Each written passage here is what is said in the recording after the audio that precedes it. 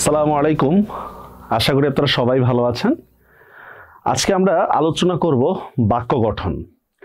বাক্য গঠন জিনিসটা কি সেটা হচ্ছে আপনাকে আমরা অনুচ্ছেদ কিংবা যে কোনো গদ্য পদ্য থেকে কিছু শব্দ দেওয়া থাকবে, গদ্য পদ্যের বাইরেও থাকতে পারে শব্দগুলো, সেই শব্দ অনুসারে আপনাকে উপযুক্ত বাক্য গঠন করতে হবে। তো এই জন্য অবশ্যই আপনাদের মূল বইয়ের মধ্যে যে শব্দার্থগুলো রয়েছে সেটা খুব ভালো করে আত্মস্থ ঠোঁটস্থ করিবেন এবং পরীক্ষার হলে লিখিবেন। তো আসি আমরা বাক্য গঠন নিয়ে যে আলোচনা রয়েছে।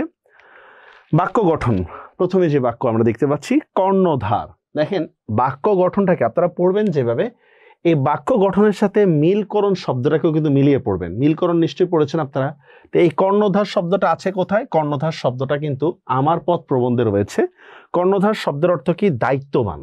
কর্ণধার শব্দের অর্থ দায়িত্ববান, এখানে শিরোমণি হিসাবে আমরা তুলে ধরেছি। ঠিক আছে, মানে প্রতি শব্দ হিসাবে এখানে তুলে ধরা হয়েছে। বাবা আমাদের পরিবারের কর্ণধার, মানে আমার কর্ণধার আমি, আমার দায়িত্ববান আমি, আমার শিরোমণি। শিরোমণি বলতে বোঝা যাচ্ছে যে নিজেকে বড় মনে করতেছে। এখানে সেম কথাই বলতেছে, বাবা আমাদের পরিবারের কর্ণধার বা দায়িত্ববান। আমরা এখানে অর্থটা সমর্থক শব্দ হিসাবে করেছি। কুর্নিশ, কুর্নিশ বলতে বোঝা যাচ্ছে মাথা নিচু করে সালাম করা। দেখবেন আগের দিনে রাজারা বাসায় গেলে বলে এরকম সালাম করতো। দেখেন আমি আপন সত্য ছাড়া কাউকে কুর্নিশ করব না। এটার মিনিংটা কি? যে আমি নিজের সত্যর কাছে মাথা নত করব, অন্য কারোর কাছে মাথা নত করব না। এটাই বলতেছে কুর্নিশ, সংস্কৃত ওয়ার্ড। মহারাজকে কুর্নিশ করে উজির দাবি পেশ করলেন। বুঝতে পারছেন বিষয়টা? মহারাজকে কুর্নিশ করে মানে মহারাজকে সালাম করে উজির দাবি পেশ করলেন। বিপথ, বিপথ মানে হচ্ছে খারাপ পথ, কুপথ, বা আমরা যেটাই বলি হচ্ছে নেগেটিভ অর্থে। বিপদ অর্থটা কিন্তু এটা নেগেটিভ অর্থে পাবলিশড হয়। হ্যাঁ, এটা কিন্তু খারাপ পথ মানে এরকম মনে করেন না যে রাস্তাঘাট খারাপ, বৃষ্টি হয়েছে, ওইটাকে বিপথ বলা হয় না। হ্যাঁ, ওটাকে খারাপ পথে বলা হয় বা রাস্তা খারাপ। মনকে বিপথে পরিচালনা করিও না, অর্থটা কি? যে তুমি নিজেকে বিপথে পরিচালনা করো না। আপনারা এটাকে অন্যভাবে লিখতে পারেন যে ছেলেটি যুবক বয়সে বিপথে চলে গিয়েছে। এভাবে নতুন নতুন শব্দ বাক্য বানানো যায়। দেখি আমরা পথ প্রদর্শক মানে তত্ত্বাবধায়ক। তত্ত্বাবধায়ক বলতে হচ্ছে যিনি পথ দেখান। দেখেন আবারও সমার্থক শব্দ দিয়ে আমরা অনুবাদটা করেছি। পথ প্রদর্শক মানে হচ্ছে যিনি পথ দেখান, আর যিনি পথ দেখান তিনিই কিন্তু তত্ত্বাবধায়ক, ঠিক না? তো দেখুন শিক্ষক আমাদের বড় পথ প্রদর্শক, মানে শিক্ষক আমাদেরকে পথ দেখান শিক্ষার ক্ষেত্রে। আত্মনির্ভর, নিজের উপর নির্ভরশীল। এখানে একটা সমাসবদ্ধ শব্দ, আত্ম মানে নিজের, নির্ভর মানে তো নির্ভরশীল, এটা বুঝতেই পেরেছেন। আত্মনির্ভর, নিজের উপর নির্ভরশীলতা। জীবনে সফল হতে হলে আত্মনির্ভর হতে হবে। আমরা এটাকে আরেকটা শব্দ বলি, এটা হচ্ছে স্বনির্ভর। যেমন বলা হয়ে থাকে কিন্তু স্বনির্ভর বাংলাদেশ, এরকম কিন্তু বলা হয়ে থাকে।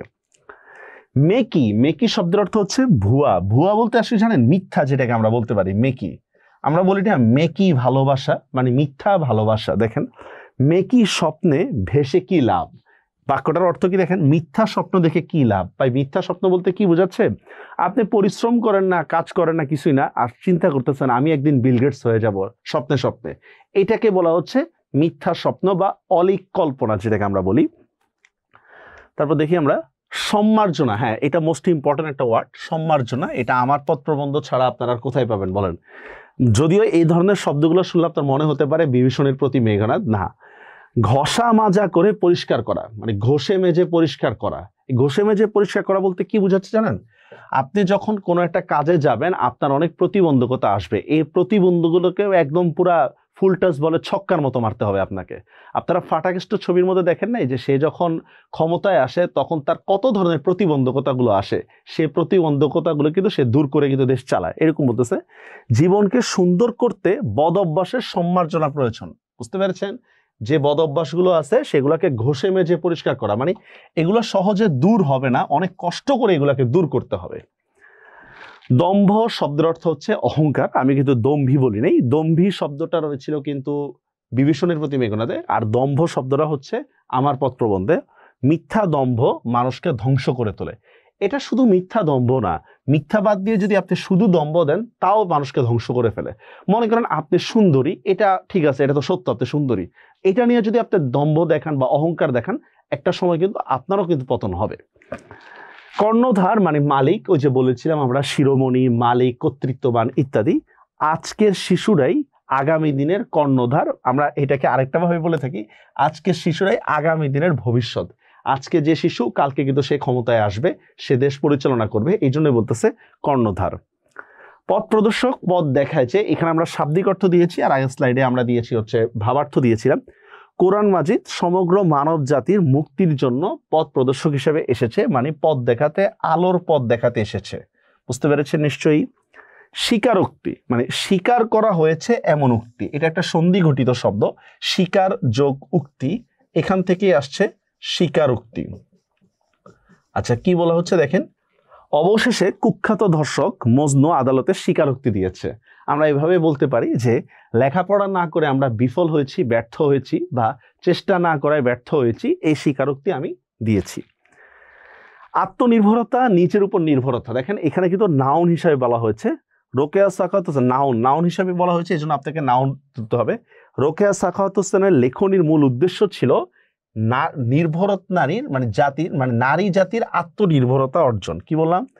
নারী জাতির আত্মনির্ভরতা অর্জন, এটাই ছিল কিন্তু বেগম রোকেয়া সাখাওয়াত হোসেনের মানে নির্ভরশীল নারীর আত্মনির্ভরতা অর্জন করাই ছিল কি বেগম রোকেয়া সাখাওয়াত হোসেনের মূল উদ্দেশ্য। বুঝতে পেরেছেন নিশ্চয়ই। তো এই ছিল হচ্ছে বাক্য গঠন। এভাবে আপনাকে যে কোনো ধরনের টপিক থেকে কিছু কঠিন কঠিন ওয়ার্ড দিয়ে আপনাকে বাক্য গঠন করতে পারে। সেটা সংস্কৃত ওয়ার্ড হইতে পারে, সেটা বাংলা, আরবি, ফার্সি ইত্যাদি যে কোনো শব্দ হইতে পারে। এজন্য অবশ্যই বাংলা প্রথম পত্রের গদ্যের শেষে বা পদ্যের শেষে যেই শব্দার্থগুলো রয়েছে সেগুলো অবশ্যই ভালো করে কিন্তু একবার চোখ বুলিয়ে নেবেন। তো ভালো থাকবেন, দেখা হবে পরবর্তী কোনো ক্লাসে। আল্লাহ হাফেজ।